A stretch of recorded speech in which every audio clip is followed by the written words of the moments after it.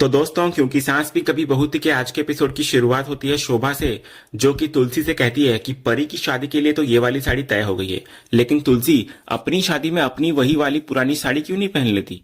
तो तुलसी कहती है वो साड़ी अब बहुत पुरानी हो चुकी है, उसे निकालने, ठीक करने और पहनने में बहुत टाइम लगेगा और इतना समय है कहाँ। तभी नंदिनी बोल पड़ती है कि माँ को पुरानी साड़ी ठीक करके पहनने की क्या जरूरत है। वो एक बड़ी प्यारी बात भी कहती है कि आपका और पापा का रिश्ता बहुत पुराना है, लेकिन अब वो एक नए तरीके से जुड़ने जा रहा है, तो आपको भी कुछ ऐसा नया पहनना चाहिए जिससे आपकी पुरानी यादें ताजा हो जाए। शोभा और तुलसी दोनों ही नंदिनी की इस पहेली जैसी बात को समझ नहीं पाते, तो नंदिनी मुस्कुराकर तुलसी को समझाती है कि उसके कहने का मतलब यह है कि तुलसी एक नई साड़ी पहने, लेकिन वो साड़ी बिल्कुल वैसी ही होनी चाहिए जैसी उसने पहली बार मिहिर से शादी करते वक्त मंदिर में पहनी थी। और ये कहते हुए नंदिनी एक बैग में से एक साड़ी निकालती है। ये वही लाल रंग की खूबसूरत साड़ी होती है जो तुलसी ने सालों पहले अपनी शादी में पहनी थी। जैसे ही तुलसी उस साड़ी को अपने हाथों में लेती है, वो हैरान हो जाती है। वो कहती है ये तो बिल्कुल मेरी शादी की साड़ी जैसी लग रही है। नंदिनी कहती है तुलसी को यही साड़ी पहननी है। तभी तुलसी उत्सुकता से पूछती है कि यह साड़ी उन्हें मिली कहां से। नंदिनी बताती है कि उसने और करण ने मिलकर इसको खरीदा है। वो बताती है कि करण बस आता ही होगा। फिर वो ये भी खुलासा करती है कि यह आइडिया शोभा का था। इसके बाद नंदिनी तुलसी को कहती है कि वो सालों पहले जैसी दिखती थी आज भी बिल्कुल वैसी ही दिखेंगी। तभी वहां मिहिर आ जाता है। वो सबको सिर्फ तुलसी के बारे में सोचते हुए देखकर मजाक में अपनी नाराजगी जताने लगता है। वो कहता है ये तो सही है, सब सिर्फ माँ का ही सोचो, बेचारा बाप तो बस साइड में खड़ा रहेगा। तुलसी उसको छेड़ते हुए कहती है जेलस जल रहे हो ना। तो मिहिर भी मजाक जारी रखते हुए कहता है कि हाँ बिल्कुल, बच्चों के लिए तो माँ ही सब कुछ होती है, बाप की तो कोई कीमत ही नहीं है। तभी गौतम बीच में आता है। वो मिहिर से कहता है कि एक बाप की क्या कीमत होती है ये उससे बेहतर कोई नहीं जानता, और ये सब उसने अपने बेटे नकुल से सीखा है। वो मिहिर को यकीन दिलाता है कि माँ जितनी जरूरी है वो भी उतने ही जरूरी है। तभी मिहिर कहता है कि अगर ऐसा होता तो कोई उसके लिए भी तो नए कपड़े लाता। तभी दामिनी आगे आती है और कहती है कि उनके लिए भी नए कपड़े आए हैं। फिर गौतम कहता है जैसे करण और नंदिनी माँ के लिए साड़ी लेने गए थे, वैसे ही वो और दामिनी उनके लिए उनका आउटफिट लेकर आए हैं। ये सुनकर शोभा तुरंत कहती है कि ये आइडिया भी उसी का था। इस पर गौतम शोभा को छेड़ता हुआ नजर आता है। वो कहता है कि ये तो बहुत अच्छा है कि वो अपने आइडिया देकर सबको इधर उधर दौड़ा रही है और खुद यहाँ आराम से एसी में बैठी है। शोभा भी मजाक में कहती है कि आइडिया तो उसी का होता है, बाकी सब तो बस उसे फॉलो करते हैं। ये सुनकर गौतम शोभा का कान खींचते हुए कहता है अच्छा, तो तुम्हारा मतलब है कि हम सब यहाँ मजदूरी करने वाले हैं। तभी तुलसी गौतम को डांटती है और कहती है कि वो बेचारी बच्ची को क्यों परेशान कर रहा है। तभी गौतम कहता है कि शोभा अब कोई बच्ची नहीं बल्कि नानी बन गई है सबकी, और वो सबसे कैसे काम करवा रही है। शोभा भी कहती है कि जब घर में इतना काम है तो सबको करना ही पड़ेगा। इसी बीच दामिनी मिहिर के लिए लाई हुई शेरवानी लेकर आती है। तभी तुलसी मिहिर से कहती है देखा, तुमने कम समझा था ना मेरे बच्चों को। तो मिहिर भी कहता है कि अब उसे लग रहा है कि उसने जिंदगी में कुछ इज्जत कमाई है। इसके बाद मिहिर और तुलसी एक दूसरे को देखकर मुस्कुराते हैं और उन्हें अपनी पहली शादी का वक्त याद आ जाता है। तभी गौतम उन दोनों की नजर उतारते हुए कहता है कि उन्हें किसी की नजर न लगे। तभी शोभा का फोन बजता है। डेकोरेटर्स मंदिर पहुंच चुके होते हैं। वो बताती है कि ऋतिक तो वहां है, लेकिन उसे भी जाना पड़ेगा। वो गौतम को चिढ़ाते हुए कहती है कि वो भी काम कर रही है, घर पर नहीं बैठी। तो गौतम भी मजाक में कहता है कि एग्जीक्यूटिव टच देने के लिए तो शोभा को जाना ही पड़ेगा। इसके बाद शोभा मिहिर और तुलसी से भी मंदिर चलने के लिए कहती है ताकि वो लोग डेकोरेटर्स को अच्छे से समझा सकें। तो गौतम उसको टोकता है कि कम से कम होने वाले दूल्हा दुल्हन को तो बख्श दे। तो मिहिर समझ जाता है कि गौतम सिर्फ मजाक कर रहा है। इसके बाद शोभा तुलसी को कहती है कि वो आराम करे क्योंकि वो दुल्हन है। वो मिहिर से चलने के लिए कहती है। तो इधर मिहिर भी तुलसी से आराम करने के लिए कहता है और फिर मजाक में कहता है अगर कुछ करना ही है तो मुझे मिस करना। इस पर सब लोग हंस पड़ते हैं। अगले सीन में हम करण को देखते हैं जहां वो नियति के लिए एक साड़ी लेकर आया होता है। नियति साड़ी देखकर बहुत खुश होती है और उसको धन्यवाद भी कहती है। करण कहता है कि वो साड़ी की दुकान में जाए और उसके लिए कुछ न लाए, ऐसा हो सकता है क्या। इसके बाद नियति वो साड़ी रियांश को दिखाती है और कहती है कि उसे भी अपने पिता से कुछ सीखना चाहिए और अपनी होने वाली पत्नी से ऐसे ही प्यार करना चाहिए। तो रियांश कहता है कि जब कोई ढंग की लड़की मिल जाएगी तो वो उसकी ये ख्वाहिश भी पूरा कर देगा। फिर वो कहता है कि उसे गर्मी लग रही है और कुछ ठंडा पीना है। तो नियति किचन में चली जाती है।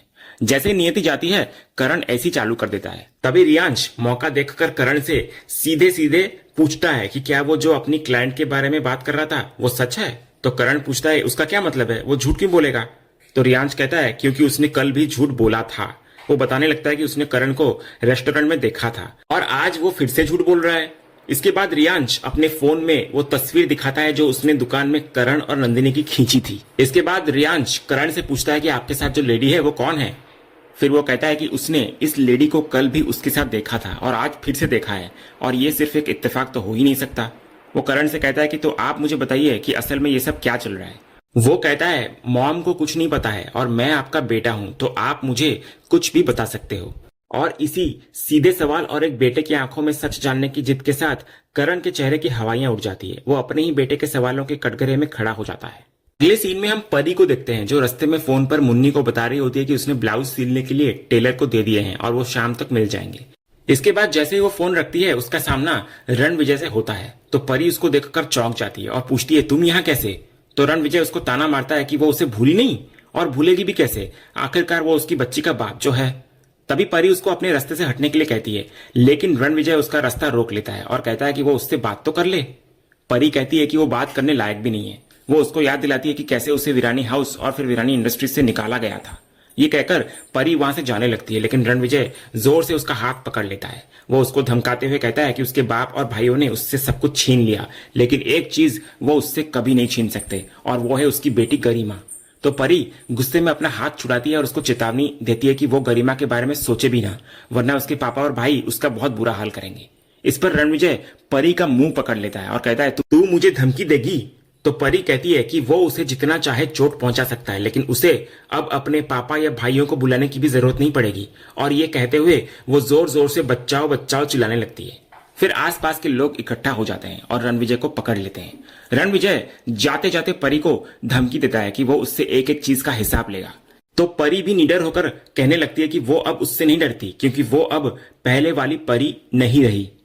उधर रियांश करण को कह रहा होता है कि उसने उसे इतने सालों में कभी झूठ बोलते हुए नहीं देखा। वो कहता है कि वो करण से बहुत प्यार करता है और उसी के लिए मुंबई शिफ्ट होना चाहता है। वो उससे विनती करता है कि वो उससे झूठ ना बोले और जो भी है सच सच बता दे। तभी करण उससे पूछता है कि क्या वो सच सुनना चाहता है। तो रियांश हाँ कहता है और पूछता है कि वो लेडी कौन है और ये सब क्या चल रहा है। तो करण फोन में नंदिनी की तस्वीर देखकर रियांश से कहता है कि ये लेडी जो फोटो में मेरे साथ है ये मेरी पत्नी है। ये सुनकर रियांश के पैरों तले जमीन खिसक जाती है। वो कहता है कि ये क्या बकवास है और उसकी मॉम का क्या। वो पूछता है कि क्या करण का कोई अफेयर चल रहा है। वो कहता है कि वो कभी सोच भी नहीं सकता कि उसके डैड उसकी माँ के साथ ऐसा कर सकते हैं। तो करण कहता है कि वो मजाक नहीं कर रहा है। वो कहता है ये सच है रियो, ये लेडी मेरी पत्नी है, मेरी एकमात्र पत्नी, कोई और औरत मेरी पत्नी नहीं है। तो रियांश गुस्से में कह पड़ता है कि वो उसकी माँ के साथ ऐसा कैसे कर सकता है, वो एक हार्ट ब्रेकर है। तभी करण रियांश को पकड़कर कहता है कि जब उसे सच सुनना ही है तो वो सुने। इसके बाद करण उसको वो सच कहता है जो रियांश की पूरी दुनिया हिलाकर रख देता है। करण कहता है कि अंश तेरे डैड थे, मैं तेरा डैड नहीं हूं। ये सुनते ही रियांश को एक और जबरदस्त झटका लगता है और वो हैरान होकर कुर्सी पर बैठ जाता है। वो कहता है कि ये सच नहीं हो सकता, करण ही उसके डैड है। तब करण उसे सालों पुराना वो सच बताना शुरू करता है। वो उसको याद दिलाता है कि जब वो 11 साल का था तो उसकी माँ नियति का एक्सीडेंट हुआ था। वो बताने लगता है कि एक्सीडेंट उसी की गाड़ी से हुआ था और वो ही उसको अस्पताल ले गया था। फिर करण कहता है कि नियति उस हादसे से पहले ही डिप्रेशन में थी और जब उसने अस्पताल में पहली बार करण को देखा तो उसे ही अपना पति समझ लिया। और क्योंकि रियांश ने अपनी असली पिता अंश को कभी देखा नहीं था तो उसने भी अपनी माँ को देखकर करण को ही अपना डैड मान लिया। करण कहता है कि उसकी कभी हिम्मत ही नहीं हुई कि उन दोनों को ये कड़वा सच वो बता पाए, क्योंकि उसको लगा था कि वक्त के साथ जब नियति की हालत सुधरेगी तो वो सच बता देगा। लेकिन ऐसा कभी हुआ ही नहीं। दिन हफ्ते और साल बीतते गए पर नियति की हालत कभी पूरी तरह से ठीक नहीं हुई और इस तरह करण उन दोनों को सच बताए बिना सालों तक एक दोहरी जिंदगी जीने पर मजबूर हो गया।